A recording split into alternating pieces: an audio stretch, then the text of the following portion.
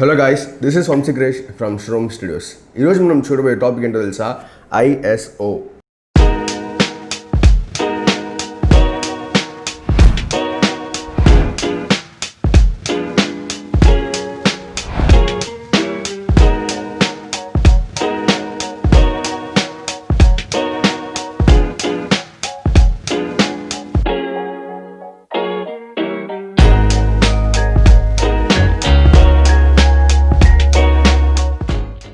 అసలు ఐఎస్ఓ అంటే ఏంటి?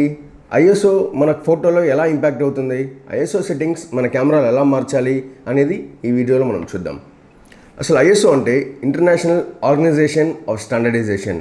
ఐఎస్ఓ గురించి ఇంకా మనం ఎక్కువ తెలుసుకోబోయే ముందు ఈ రెండు వీడియోస్ చూడండి, అపర్చర్ అండ్ షట్టర్ స్పీడ్. ఈ రెండు విషయాలు మీకు బాగా అర్థమైతే ఐఎస్ఓ అనేది చాలా సింపుల్ అయిన విషయం.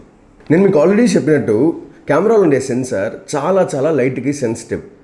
మీ కెమెరాలో చూసారంటే ఐఎస్ఓలో 100, 200, 400, 800, 1000, 4000, 8000, 10,000, కొన్ని కెమెరాస్లో 25,000 అండ్ ఇప్పుడుండే మిర్రర్లెస్ కెమెరాస్లో మీకు అప్ టు 1 lakh కూడా మీకు ఉంది. ఐఎస్ఓ ఏం చేస్తుందంటే సెన్సార్కు ఉండే సెన్సిటివిటీని ఇంక్రీజ్ చేస్తుంది. ఐఎస్ఓ అనేది మీరు ఇంక్రీజ్ చేస్తూ వెళ్తే సెన్సార్కు ఉండే సెన్సిటివిటీ కూడా మీకు ఇంక్రీజ్ అవుతూ ఉంటుంది అండ్ ఇమేజ్ మీకు ఎక్కువ బ్రైటర్గా కనిపిస్తుంది. ఐఎస్ఓని మీరు డిక్రీజ్ చేస్తూ వస్తే సెన్సార్లో ఉండే సెన్సిటివిటీ మీకు తగ్గుతూ వస్తుంది, సో ఇమేజ్ కూడా మీకు డార్క్గా అవుతూ వస్తుంది. But one more thing guys, మీరు ఐఎస్ఓ మీరు ఎక్కువ ఇంక్రీజ్ చేస్తూ వెళ్ళారంటే మీకు చిన్న red colour, green colour, blue colour dots లాగా మీకు వస్తుంటుంది. దీన్నే డిజిటల్ నాయిస్ అంటారు. ఎందుకంటే ఒక లెవెల్ కన్నా ఎక్కువగా మనం సెన్సార్కు ఉండే సెన్సిటివిటీని మనం ఇంక్రీజ్ చేసామంటే మీకు డిజిటల్ నాయిస్ వస్తుంది.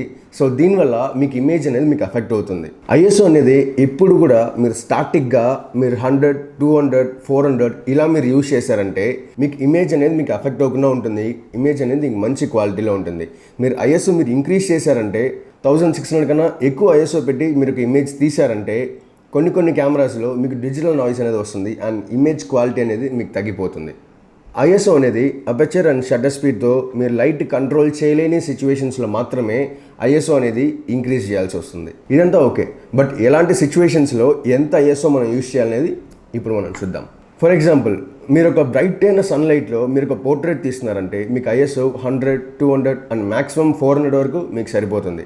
అదే మీరు ఇండోర్లో ఒక పోర్ట్రేట్ తీస్తున్నారనుకోండి, మీకు ఐఎస్ఓ అనేది 800 నుంచి 1000 వరకు మీరు ఇంక్రీజ్ చేయాల్సి ఉంటుంది. ఇదేలాగా మీరు స్టార్స్ ఆర్ మూన్ ఇలాంటివన్నీ మీరు తీసేటప్పుడు మీకు ఎక్కువ ఐఎస్ఓ మీకు కావాల్సి ఉంటుంది. బికాస్ అక్కడ మీకు సబ్జెక్ట్ పక్కన లైట్ అనేది చాలా తక్కువ ఉంటుంది కాబట్టి మీరు ఎక్కువ సెన్సిటివిటీ మీరు ఇంక్రీజ్ చేస్తేనే మీకు ఇమేజ్ అనేది ఇంకా బ్రైటర్గా ఉంటుంది.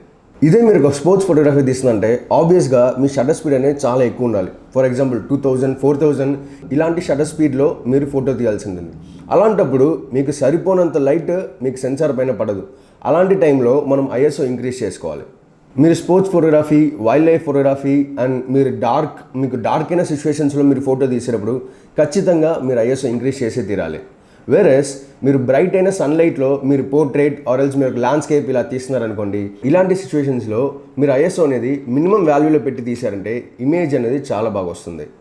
అసలు ఐఎస్ఓ అనేది మీకు ఇమేజ్లో ఎలా ఇంపాక్ట్ అవుతుంది, అసలు ఎంతవరకు మనం ఐఎస్ఓ వాడచ్చు అనేది ఇప్పుడు మీకు నేను కొన్ని ఎగ్జాంపుల్స్లో చూపిస్తాను. చూడండి, ఈ ఫోటో చూసారంటే నేను ఐఎస్ఓ 100లో పెట్టి తీసింది.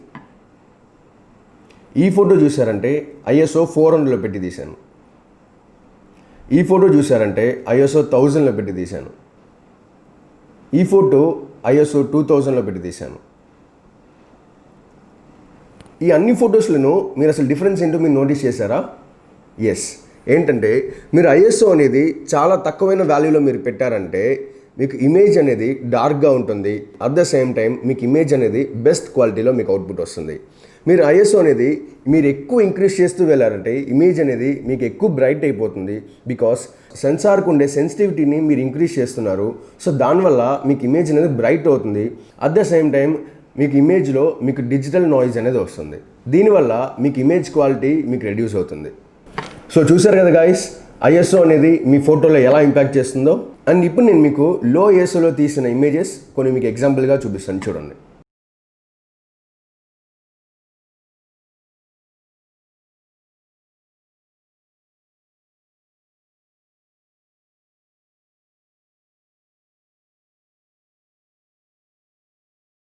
అండ్ ఇప్పుడు నేను మీకు హై ఐఎస్ఓలో తీసిన ఇమేజెస్ ఇప్పుడు మీకు ఎగ్జాంపుల్గా చూపిస్తాను.